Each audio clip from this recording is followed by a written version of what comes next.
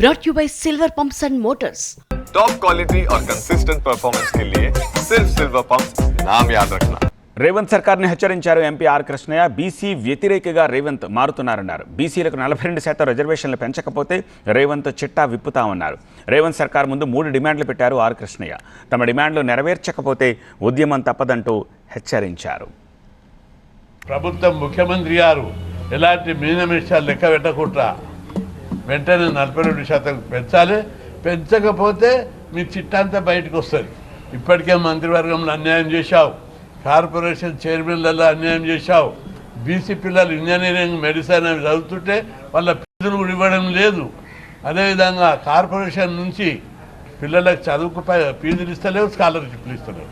అదేవిధంగా ప్రజలకు కార్పొరేషన్ ద్వారా ఈ 14-15 నెలలు అయింది అధికారంలోకి వచ్చి, ఎవరికి ఒక్కరికి కూడా రుణం ఇవ్వలేదు. ఇవన్నీ బీసీ వ్యతిరేక చర్యలకు పాల్పడుతున్నారు. అవన్నీ మార్చుకోవాలి. 42% పెంచుతారని ఇన్ని రోజులు ఓపిక పట్టాం.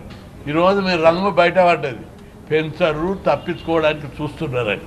అందుకే ఇప్పటికైనా ప్రభుత్వం, ముఖ్యమంత్రి గారు, అదేవిధంగా కాంగ్రెస్ పార్టీ ఉన్న నాయకులు అందరూ ఒత్తిడి తెచ్చి ప్రత్యేక అసెంబ్లీ సమావేశం చేసి బిల్లు పెట్టి 42% పెంచాలి ఒక పాయింట్. అదేవిధంగా రెండవ పాయింట్, ఆ బిల్లు చేసిన తర్వాత ఏమైనా ప్రాబ్లమ్స్ వస్తే కేంద్రానికి సిఫార్సు చేసి 9వ షెడ్యూల్లో పెట్టేటట్టుగా ప్రభుత్వానికి ఒత్తిడి తీసుకురండి. మేము కూడా ఒత్తిడి తీసుకొస్తాం. ఇది రెండవ పాయింట్. మూడవది, మంత్రివర్గంలో బీసీలకు 50% ఇవ్వాలి. ఫీజుల రియంబర్స్మెంట్ బకాయిలు ఇచ్చేయాలి. బీసీ కార్పొరేషన్ ద్వారా ప్రతి కుటుంబానికి 20 లక్షల రూపాయలు కూడా మంజూరు చేయాలని చెప్పి నేను డిమాండ్ చేస్తున్నా. లేని పక్షంలో పెద్ద యుద్ధమే జరుగుతుంది.